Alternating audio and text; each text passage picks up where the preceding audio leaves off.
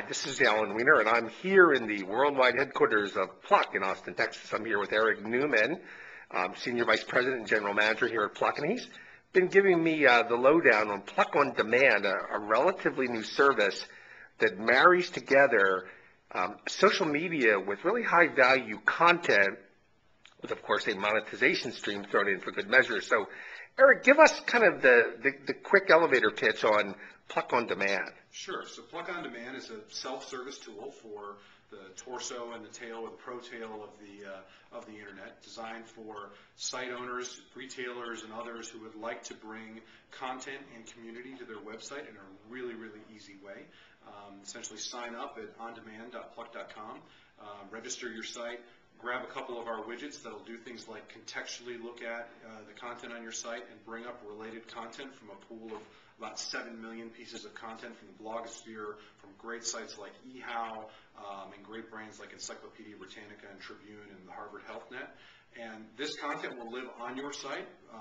Users who view that content will see the full content in your site experience. It comes pre-monetized, and publishers or the site owners actually get a share of that content. And it also comes wrapped with community capabilities as well. Recommendations, comments, profiles, allowing you to attract users with great new content for your site and keep them there for the discussion in the community. Well, that's all well and good, but how do I know that the content that I as a publisher am putting on when I use Pluck on Demand is of good quality? It's actually the whole site. The whole content pool is based on an editorially vetted content model. Content comes from great branded sources that we all know.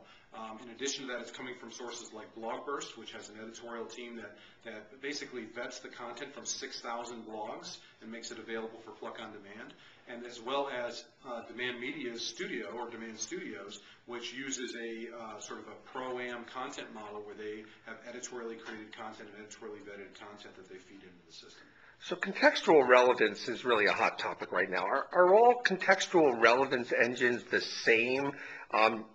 Tell me a little bit about how yours works to ensure that what I'm seeing on the page has contextual relevance with everything else on the page. Sure, absolutely. So contextual relevance in many ways is only as good as the corpus of information that you have in which to build your contextual structure, in which to understand and have enough words and phrases and structure to the content in order to be able to understand the meanings behind that content.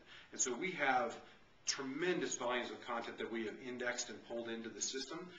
We've categorized it all, and by having all that in place, our contextualization engine is really effective at being able to go out and look at a site's content, pull back a set of content from our pool, and make it available to that site in a relevant way. Very interesting, and this is not just text. I mean, there's video here as well. Absolutely. So we have a large volume of videos in the system.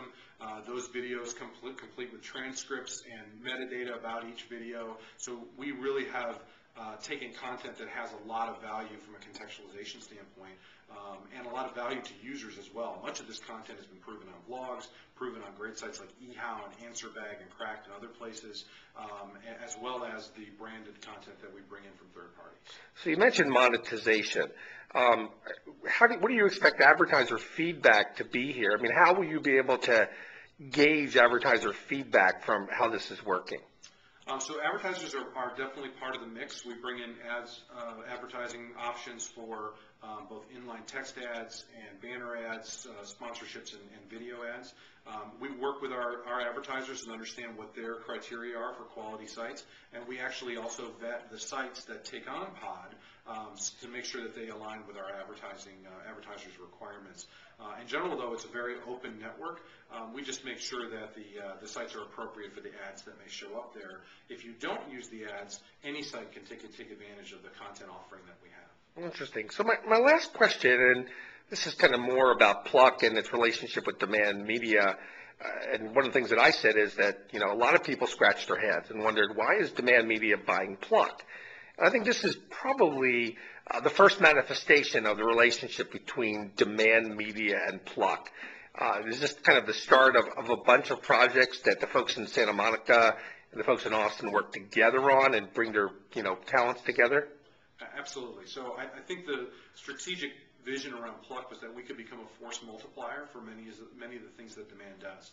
Pluck brings a big head-end enterprise network of publishers, brands, and retailers with huge reach across the internet. We bring social media tools, and we bring syndication capabilities. You marry that with Demand Media's content creation capabilities and media sites, and you have something that's really, really exciting that can start to take the world's content and make and interaction and make it available to the rest of the world as well through the Pluck tool sets combined with Demand Media's capabilities. So I expect this will be the first of many things that we do jointly. Great, Eric. Thanks for your time.